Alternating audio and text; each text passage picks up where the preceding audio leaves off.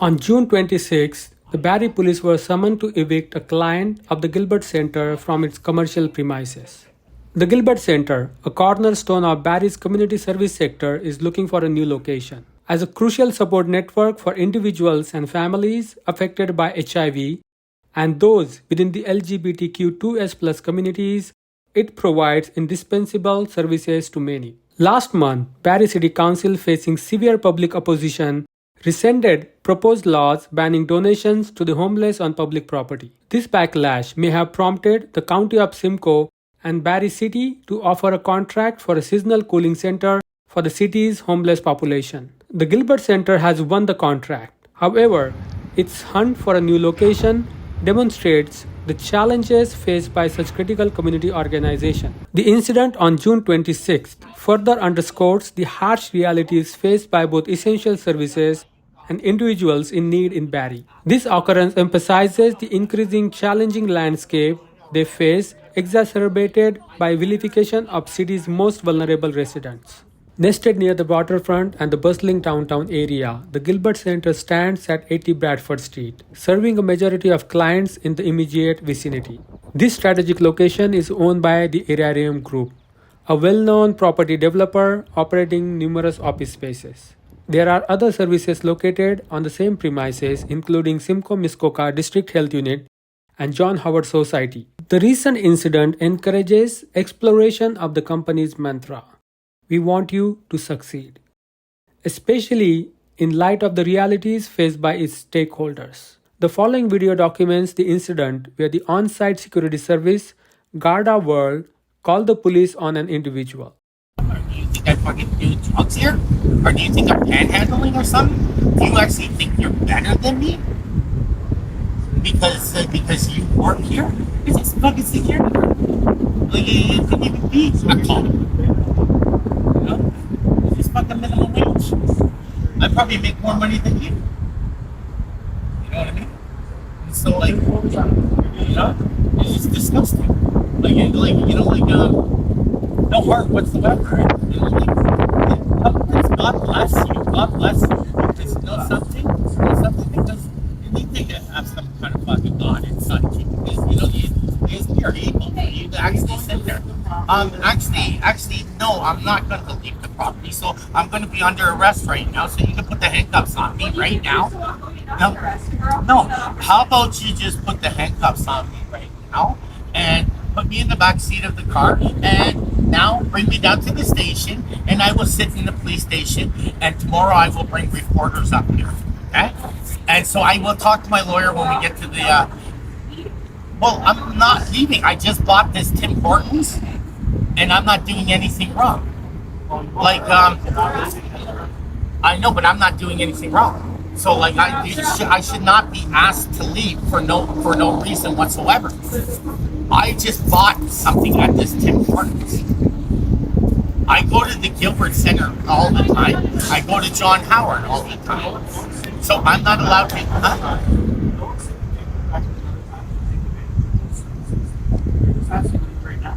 Okay. So they asked me to leave right now. What, you think that they're not going to ask me to leave tomorrow and the next day and the next day and the next day? Because that's all they do, is because they don't have nothing better to do with themselves and stuff like that, because, you know, they're pure evil. Simple as that. Like, you know, this one here thinks that she's all fucking owns the fucking building, that she's all high and mighty. And this security guard here, this guy with the blue fucking suit, you know, like, you know, no, I'm not fucking leaving. Okay? So I'm gonna go to the police station, and that's all there's to it.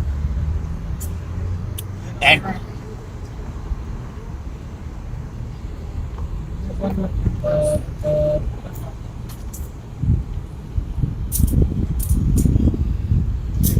all this because I bought something at Tim Hortons and I sat down, and those Chinese people, and those, hopefully I don't get beat up by you cops too, because that's what does happen. No, it does happen. No. Okay, my sweater and my backpack.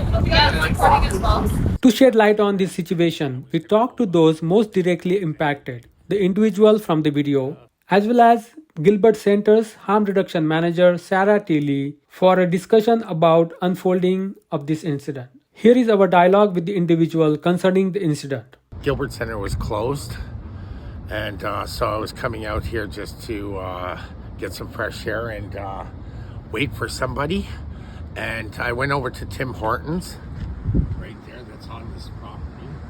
And I came right over here, sat on that curve, and there was two Chinese people sitting right there on that bench. And I was just going to have a cigarette, and then I was going to go about my business and go anyway. And so the lady, the security guard, was going into the building.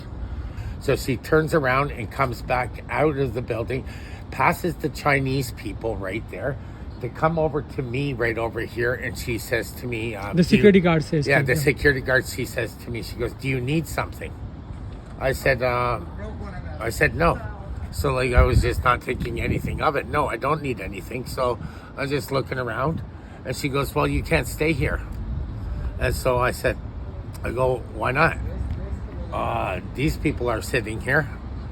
The Chinese people that were sitting there, and I just came from Tim Hortons there." And she says, "You're loitering." And so then I go, "Well, I don't see no signs." Where I don't see any signs that say no loitering. I go to John Howard here, and I go to the Gilbert Centre. Every day I go to the Gilbert Centre. The Chinese people that were here for about 45 minutes to close to an hour, and they said to me, they weren't harassed at all. They said to me, they go, "How do you know that they were here for about 45 minutes to an hour?" I came out for a smoke when the Gilbert Centre was open, and they were still standing there, and nobody said anything to them at all, and walked actually by them to actually say to me, to tell me that I had to go. So I just said to them, I said, because I was frustrated and irritated also, and so I just said, "I'm not going anywhere," you know what I mean? Which I would have left probably right after my cigarette, because of the rudeness and just like the ignorancy, like, you know, like it was just so like discriminating, like that you could sit there and you can actually tell me that I have to leave. Why do I have to leave? I'm not panhandling, I'm not drinking beer on the property, I'm not smoking dope on the property, none of that. So But you were not doing drugs or no, anything? none of that, or even bumming money or any of that. But I have to leave, but the other people do not have to leave. So then what happened? They And called. so I said, I'm not going anywhere. How long you have been sitting there? 5 minutes, not even. I just came from Tim Hortons. I come walk over to here, sit down for a second. She was just about to go into the building, turns around out of the building, and comes over to where I am, right there on the curb, and says to me, "Do you need anything?" Why would I need something? Then they called the police? What? Yeah, I told them to. Because and I actually called a lawyer too, just to ask them what my rights were too, because I knew that the police were coming. Because I did tell them, I said, I'm not going anywhere, because I felt that like this is just wrong. So if I go into Tim Hortons and I want a coffee or I want a muffin, I have to just grab it real fast and run off the property, because the security guards are always on alert. You know what I mean? And rude, like very, very rude, like like extremely rude. So then what happened after police showed up? The police came, and my lawyer, I talked to my lawyer, and my lawyer actually said, "Well, if there's no signs and stuff like that, tell the police when they get here to call me back and let me talk to the police." And the police just put the handcuffs on me and took off, and didn't even call my lawyer back or anything. So I didn't even get to have that rights even be met. And there then what either. did the police say? Just ask you to leave, or Yeah, and I kind of I refused, and because of the fact that there is no signs that say no loitering, and I just bought. I was a customer at Tim Hortons here. yeah. I did not panhandle to borrow some money off of somebody to buy my Tim Hortons. I had my own money, and I was not drunk, or I was not doing drugs on the property or any of that kind of stuff. So, like, what gives these guys the rights to go point their fingers and go, okay, Gilbert Centre people, John Howard people, Centre people, like, what? Well, then, so like, so I go to Gilbert Centre and I go to John Howard. So like, I'm enabled here, and so what kind of people? So okay, so these people are not the Gilbert Centre people. These are not the John Howard people. Is that how they're supposed to be related? I was like, is that how we're supposed to talk to? Like, that's just discrimination, like big time, like. And then what kind of interaction you had? And I with never police? ever been like so, just like it was just like so disgusting and so degradeful, like that. How I never ever heard something like that. I never ever somebody never ever sat there and said. And there was a problem before that. Another problem before, like as soon as they see you. Like, what the hell? Like, I don't understand what this society is coming to. Like, people used to help people. Like, even it says help your neighbor in need, whatever, and stuff like that. And like, you like, there's just like everybody here in this, I feel like, are better, and they act like they're better than you or whatever, and they think that they are or whatever. You know what I mean? And like, how could you sit there and you even actually... I would never be able to talk to anybody or even look at somebody in that kind of way. And what did the police say? Just They don't want you on the property. This is their property. And so I go, so what, I can't come to the Gilbert Centre anymore? And I can't go to the John Howard anymore? Because like... And like, what I just like to know, what is the reason for this? Like, why would they even like what is that? Like, why can't somebody just sit down for a minute after buying something at Tim Hortons and sit down and just enjoy and relax for like 5 minutes? I would have not stayed that long. The police took a long time to get here. Because they were probably like this. They were probably like, I have better things to do, probably. I don't want to rush to get down here and stuff like that. They took like a long time to get here. And I would have not sat here that long if they wouldn't have came up to me and been so disrespectful. And, just... It's just disgusting. Like, and then police handcuffed you. How? Yeah. How was that? How did you feel about it when they were? I just kind of wanted to kind of like make a point there too. Like, like I kind of knew that was going to happen, because I wasn't going to like when they were coming, I sat there and I said, well, I'm not going, because and like I said, I would have left. Like, I was only sat there for like another 5 more minutes or something. Like, if she never came over to me, like, as soon as I sat down, I was going to leave in like 5 minutes. And then where did the police take you? They dropped me off around the corner. Just on the sidewalk? Yeah, like over by the mental health there in the car, and the way in the back around in the parking lot. And how did you see the treatment of police? How did they treat you, police, in terms of their language, in terms of their behavior? Kind of rude too. The police were pretty rude. Like, because I had a coffee in my hand, and as I was leaving the police car, because I didn't want to leave the police car in an area where there would be people that I know in that area where the police are dropping me off. I paid for my own Tim Hortons coffee, and they arrested me, and they did not allow me to. They said when you arrest me, they read me my rights, and I have the right to call it an attorney. Well, you are not allowing me to call the attorney that told me to call him once you guys get here. And why aren't we going to the police station? Why are you dropping me off around the corner? If I'm under arrest, you bring me to the police station. You don't drive me around the corner. And so as I'm getting out, I have my coffee. I do not want to be coming out of a police car in front of people that I know and stuff like that. And for them to sit there and say, thank you for the information. What information? Make me look like I just gave you some information or something? Now, who said that? Thank you. The police.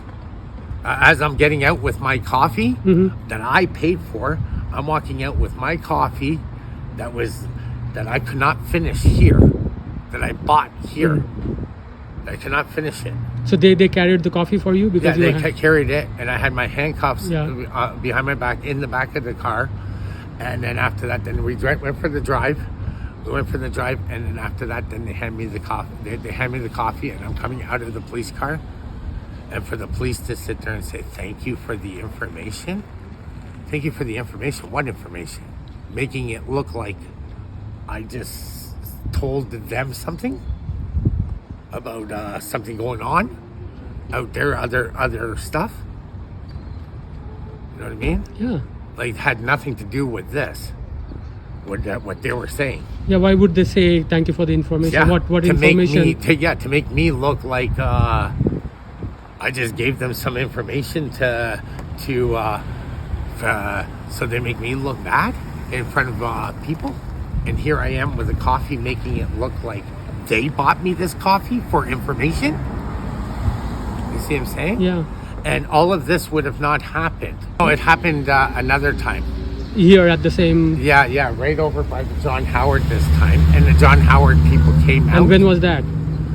This was like about 2 months ago, 2.5 months ago. And that was that the first incident? I was just out. Yeah, I was out there having a cigarette, and actually with the John Howard staffs.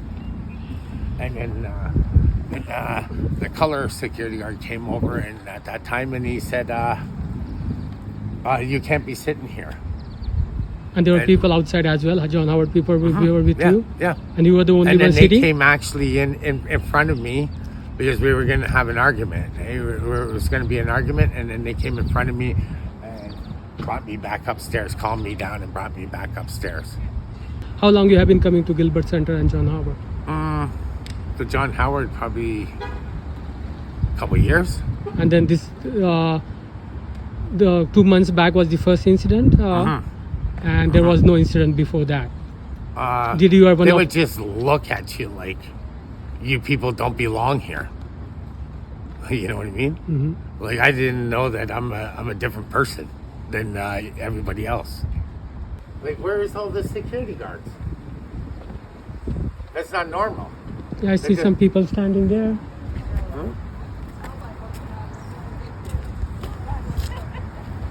No security guards. Where are they all? Wow. That's not normal. So usually there are security guards? Not normal at all. So usually there are security guards. You could ask yeah. Do you think Anytime it's that any people from the Gilbert Centre come out of the building to even have a cigarette, you will have 2 or 3 security guard out here. Anybody that comes out of the John Howard having a cigarette, you will have at least 2 security guards coming out of the John Howard around in that area too. You think this is because of the media? Security guard right now. Because of the media, they are not. Yeah.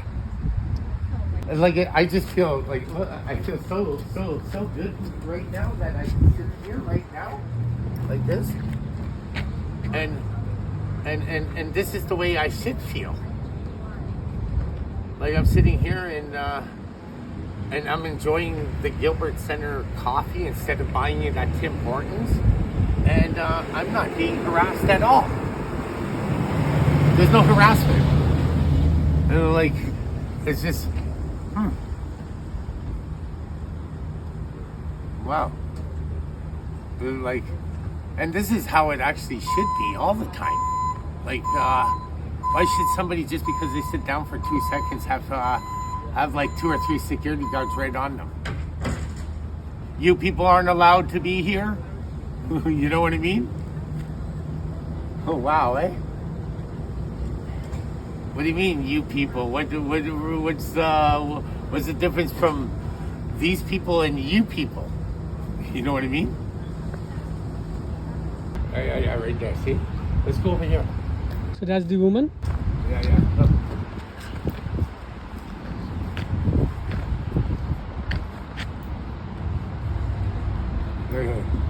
And this is the man right here. See this man here? Right there, look, see this man? This is the man that was looking at the sky.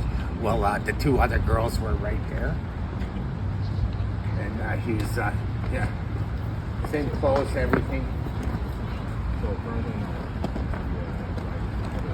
And the following represents Sarah Tilly's reaction to the incident, as well as the Gilbert Centre's reaffirmed dedication to its service to people. Yeah, if we can please start with the incident that happened. Yeah, so I was staying in the office to do some administrative work past our office hours. So our harm reduction program ends at 3 and we're usually out of the office by 4.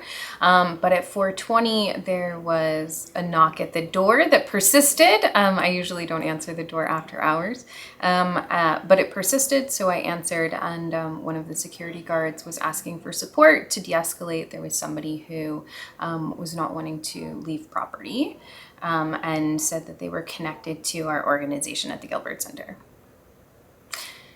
So then you went outside? Yeah, so in general, we provide a drop-in service. We provide harm reduction services in addition to our 2S LGBTQ and our our other organizations programming that isn't always in office. So as part of some of that work, we are able to connect with people on kind of a human level. But in general, we are not able to provide security or enforcement for the building. Sometimes there are conflicts between the people who are using the building and the building's rules. And so as part of what we do here at the Gilbert Centre with regard to the harm reduction program, we try to let people know what the expectations of the building are and support them in making decisions around how they want to use the space. And we advocate when there is a need, but ultimately we are not able to enforce security if somebody wants somebody off property, that sort of thing. We're not a security company. We're not able to do that. But there are so many organizations, in this premises, so people can, visit other organization and then stop by here. Yeah. So in terms of how much control do you think you have, people coming in and going out and using other organizations and dropping by here? Yeah, so we've been asked by the building to not have people who are accessing harm reduction use the internal door that connects to the rest of the building, but instead to use the staired entrance beside the side exit. And so we let folks know that that's the building's expectation, as well, that if people have mobility issues and are not able to use the stairs, that they can use the front door, but that it is preferred that our harm reduction clients or our community members who are accessing our drop-in space, that they do use the side door. However, like you said, if there's a variety of programs here, including a food sustainability program, the No More Starving Artists. There is the Simcoe Muskoka District Health Unit, and they have a dental clinic here, as well as a harm reduction and sexual health office. Also John Howard Society. John Howard Society's here. There's also Athena's sexual assault counseling. There's literacy counseling. There's a plethora of organizations that people are able to access. And so we have let them know that the building expectation is that they're to leave the leave through the side door and then come in and go directly to the organization. But all we can do is let them know about those expectations as well as what the potential outcomes will be. So if you choose to use another door, or if you stay on property longer than expected, then you may be asked by security to leave. And at that point, it'll be up to them how they follow through. Yeah, so I was talking to the person yesterday, and today also I saw there were people sitting on the bench, people sitting on where he was sitting, and eating, in front of the building. And when I was talking to him, he said, he just got a coffee and then sat down for a minute or so, and the security came in, and then you also went outside when the security came in Yeah. and asked you to. So in terms of how the events unfolded when you went outside. Yeah, so in general, the building has asked that people who use the drop-in service are not to be on property for more than 5 minutes, like enough time to have a smoke and come back in, and that they will be asked to leave. I can't say whether or not that's enforced with other clients of the building or different organizations. As you have identified, it doesn't always happen. But I can say that we have been asked specifically to let people know about that specific rule with our clientele only. So when it comes to who is able to access the public space in the building, there are some organizations that are viewed as having problematic clientele. And that's not to say there haven't been any concerns. Like, there have been a few thefts in the building. There have been a few issues when it comes to bathroom access, because during the prior to the pandemic, this was a public building that people were able to access washrooms through. After the pandemic, or during the pandemic, they locked their doors. And so one of the only places that year-round people could access bathrooms, whether they were experiencing homelessness or not, or if they were just walking from, downtown back home on Innisfil Street, whatever, they were able to use the washroom here. Since that has stopped, people have nowhere to go to the bathroom. So there have been some accidents in hallways, and my understanding there have been some targeted use of, people have used the washroom in the hallways. It's rare, it doesn't happen on a regular basis, but it has happened, and I can understand the frustration with that. However, the concern with that is that people don't have access to washroom space. And even in the summer, if somebody is, having food poisoning, then running down to Lakeshore to use the washroom probably isn't a realistic thing. So there have been issues. However, they're only not also just with our clients. They're with people throughout the building who've used this or who have expected that there will be a bathroom space available for them. So long and short of it, because of their perception that the people that we support and that use our space are the ones that are causing those problems, we've been asked to reduce the amount that people are using the public space, like outside or in the hallway, that sort of thing. Again, we try and enforce the expectations of we try to let people know about how those rules will be enforced, but we ourselves cannot support that, not enforce that. We're not security. We can support people in making informed decisions, making sure that they have the information they need. And so when I came to the incident on Monday afternoon, when I had been called out and when I got there, my understanding was that somebody had been asked to leave, but people in the same area beside him had not been asked to leave, and so that started a conflict. And so I offered to connect with the person next day, that we could talk about it, that if there were concerns, we could make some sort of complaint to make it easier so that they weren't having to continue that conflict in the moment, so it didn't escalate to police engagement. However, the person was justifiably distraught because they felt that they were being treated differently than other people in the same public space, and they were not willing to just leave in that moment, because they wanted they wanted to advocate for themselves.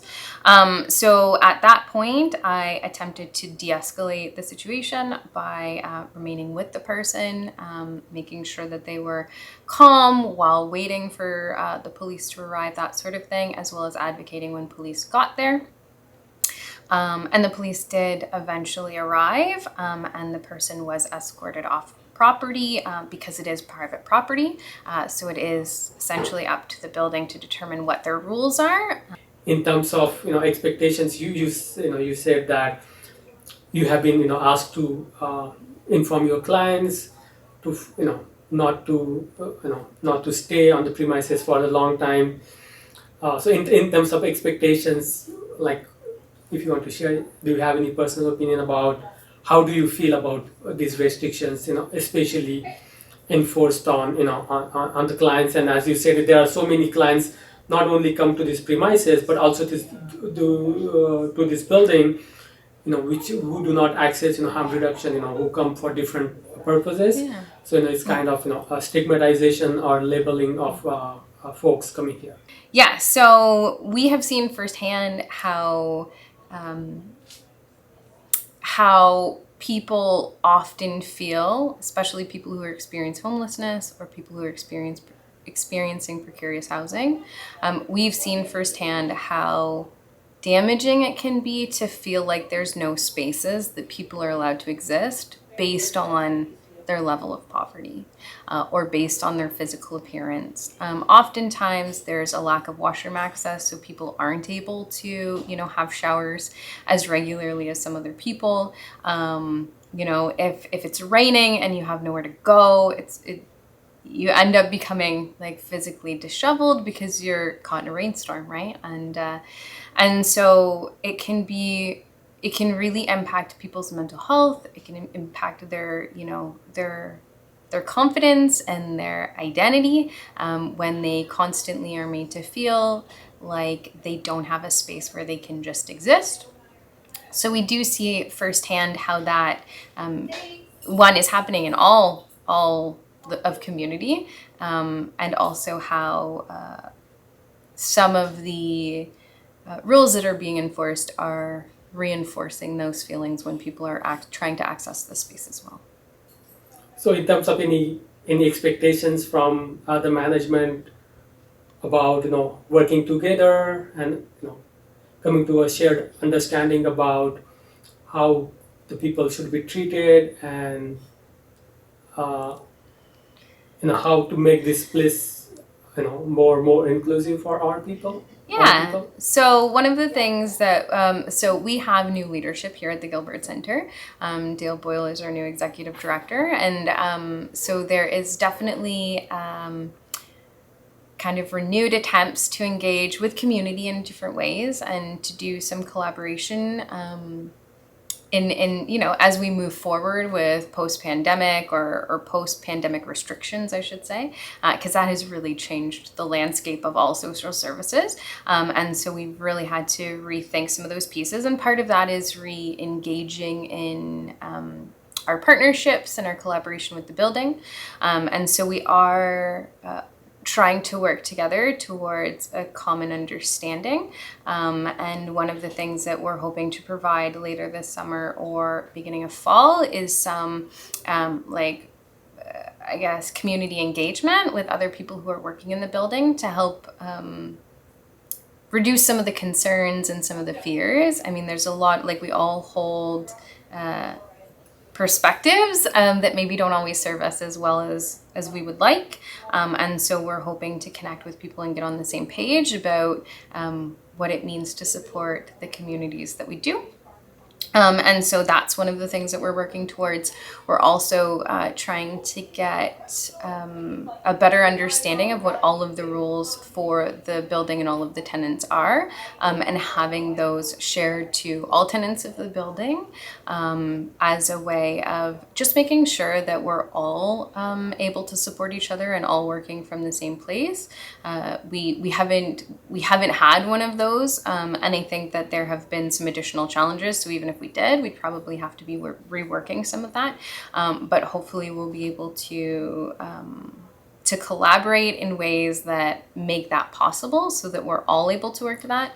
And we also recognize that, people who are experiencing homelessness or houselessness often are experiencing some of the worst emotions or hardest emotions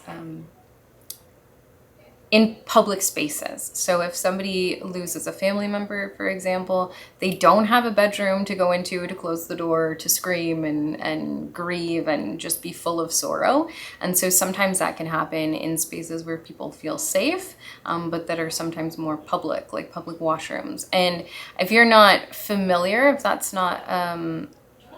not something you're used to experiencing on a regular basis, it can feel really uncomfortable in just not knowing how to support people. And so hopefully we'll be able to connect with other folks, both in the building and outside in the community, to talk about some of those things and hopefully alleviate some of those fears and some of those concerns in a meaningful way, because it can be intimidating and it can be scary, but I think at the core of it, we're all human, and sometimes, especially with all of the isolation, it can be hard to feel connected and feel like a community. So hopefully we'll be able to build some bridges towards that as well. Yeah, and just the last couple of words. You mentioned about, and I lost my father last year, and then I was just thinking about what you said, that people have their own private space, to grieve, and just to sit down, and so nobody sees us when we are inside our home, crying or shouting or just sitting depressed. But when we see somebody, we expect everybody to be happy and normal outside. We don't expect anybody showing their true emotions when outside, and maybe public display of affection is accepted, but not public display of grief or sorrow. Anger. Yeah, and I think that speaks to our mental health as a whole, really, about how we as a society and as a community, how we see mental health and how we work through mental health, because mental health is a spectrum and it includes well health or good health and challenging health as well. And so I think we all experience those things. Yeah, I think that we don't take care of our mental health very well as a community. Not just the need for mental health supports, which we very much need, and we need a commitment from all levels of government to really prioritize mental health in ways that we have tried to prioritize physical health. But just having spaces where people can do things that will help their mental health, that will help them be able to regulate their emotions, that will help them to, when we're able to regulate our emotions, we're able to regulate our hormones, we physically heal better, we're able to take on challenges better. And I think often people who are experiencing houselessness or homelessness often don't have a space where they can do some of that work. And that work isn't pretty. That work can often be difficult, and it can be ugly, and it can be uncomfortable. And so I think that part of this conversation is also about how we're taking care of our mental health and how we're supporting people and creating spaces for people to do that, and how we as a community accept those pieces and don't expect people to be happy all the time or be positive all the time, because none of us are. And I think parts of radical love are about accepting all of those pieces, even the ugly pieces. And there's a difference between anger and violence, right?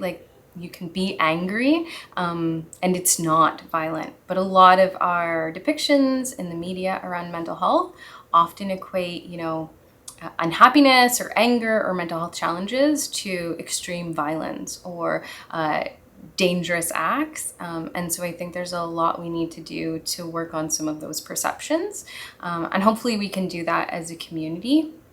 And hopefully people can, as we move out of the pandemic restrictions, still recognizing the need to support community in our health, or COVID's not gone. But as we move towards creating physical community again, hopefully we can put that on the forefront and work towards really healthy communities. In pursuit of further information, we also reached out to the Barrie Police, the Aerarium Group, and Garda word. However, all parties declined to provide specific commentary regarding the incident in question. While avoiding details, the police spokesperson did elaborate on the broader issue. They clarified that the private property owners, including business proprietors, maintain the right to issue trespass notices to individuals they don't want on their premises for whatever reason. Such a notice can be legally upheld by law enforcement authorities. The power to remove individuals found trespassing on the private property. We also asked the police about available avenues for individuals who think they have been encountered discrimination on commercial premises and unjustifiably targeted, especially where essential public services such as clinics and ambulances are situated. This potentially obstructs their access to these critical services, which could prove life-saving. We queried if there are procedures in place for lodging police complaints, reaching out to city authorities, or taking alternative actions against such private entities. The city lacks a system to guarantee equity and respect for all its residents, while simultaneously granting law enforcement the authority to enforce the Trespass to Property Act upon demand. The actions of the police eliminate the lack of fair treatment in Barrie. By enforcing the Trespass Act, they could unknowingly be encouraging discriminatory practices. Ultimately, this incident underscores critical concerns about the availability of secure environments for those in need, the social organizations that assist them, and the workings of our law enforcement system.